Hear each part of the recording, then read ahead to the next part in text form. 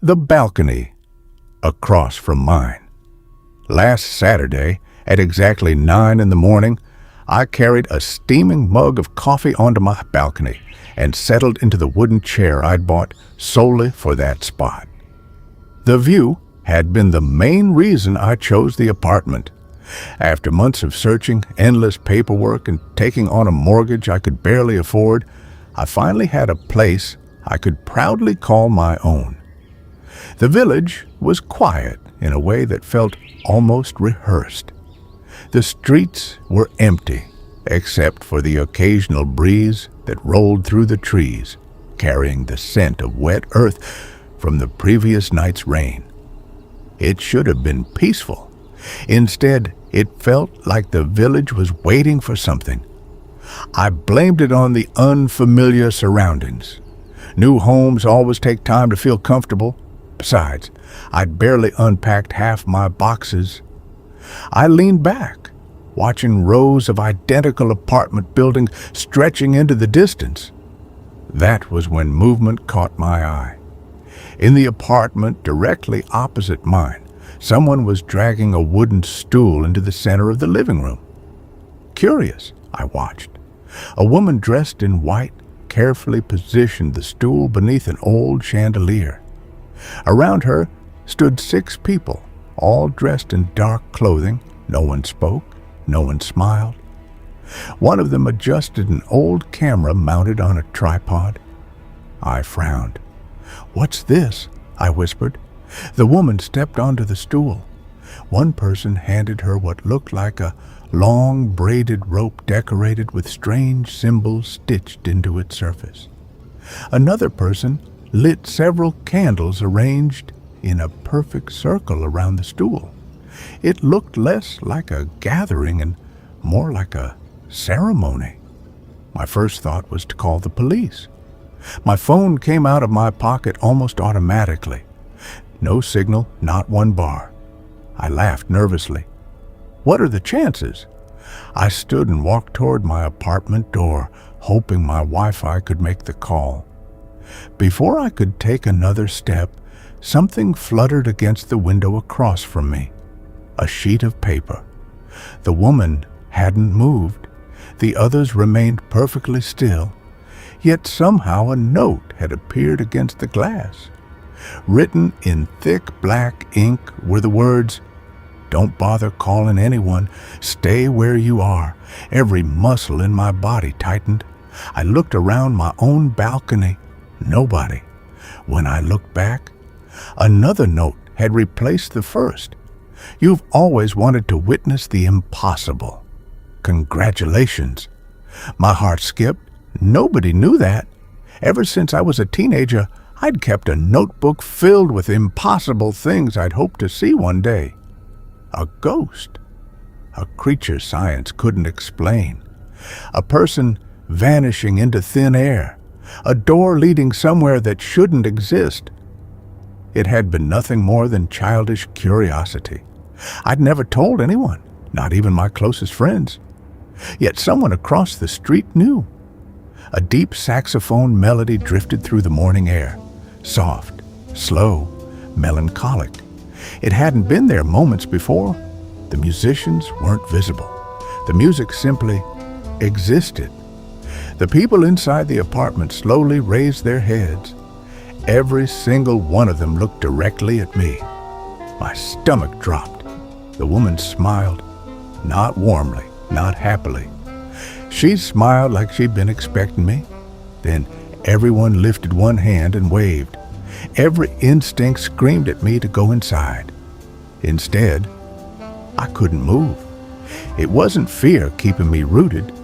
It was curiosity.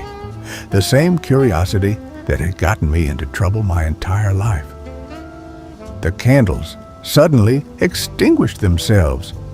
Dark smoke curled toward the ceiling. The room should have gone dim. Instead, it became brighter. Far brighter than sunlight should allow. The walls shimmered like water. The floor beneath the group rippled. The chandelier twisted into impossible shapes. The apartment itself seemed to breathe. I blinked several times. The room across from me was changing, stretching, growing. The walls bent outward before folding back into themselves like sheets of paper. None of it made sense. Yet every person inside remained perfectly calm. Another note appeared. Do not blink. I blinked. The apartment vanished, not gradually, instantly. 1 second it stood before me, the next there was nothing. No walls, no furniture, no people, only darkness. An endless black space where the apartment should have been. I stumbled backward. My coffee slipped from my hands, shattering across the balcony. The sound echoed much longer than it should have, almost as though the village itself had become hollow. The saxophone stopped. Silence. Complete silence. Then, a knock came from inside my apartment. 3 slow taps. I hadn't gone back inside. I knew for a fact the apartment was empty. Another knock, this time from my bedroom. I swallowed hard. I know someone's in there, a voice called calmly. It sounded exactly like me. Every word, every breath, every pause. I've been waiting for you. I rushed inside, despite every instinct telling me not to. The apartment looked untouched. No broken locks, no open windows, nothing missing. Another note rested neatly on my kitchen counter. I hadn't left one there. My hand shook as I picked it up. You watched from balconies your whole life. Now it's someone else's turn. My blood ran cold. I slowly turned toward the balcony doors.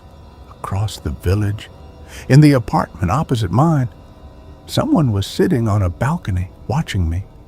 He held a mug of coffee.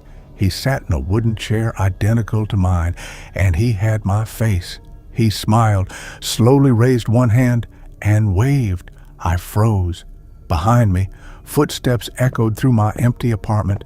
Not one pair, many, calm, patient, drawing closer with every second.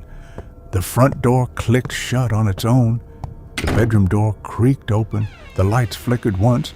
Then every mirror in the apartment reflected the opposite balcony instead of my own room. Dozens of people now stood behind the man who looked like me, all dressed in black, all smiling. One of them held up a fresh sheet of paper. It read, "Welcome to the other side of the window." The lights went out. When they returned, I was no longer standing in my apartment. I was standing inside the one across from it, looking through the glass, watching someone on the opposite balcony slowly notice me. He stood from his chair, confused, curious, exactly as I had been. I reached for the stack of blank paper beside the window. Without thinking, I picked up a marker. My hand moved on its own. The first words I wrote were, "Don't bother calling anyone. Stay where you are." If you enjoyed this psychological horror story, don't forget to like the video, subscribe, and turn on notifications so you never miss another nightmare. Tell me in the comments, what would you have done if you saw that apartment across the street? Would you have looked away or kept watching? Remember, some windows should never be looked through, and some mysteries are better left unsolved. Until next time, sleep carefully.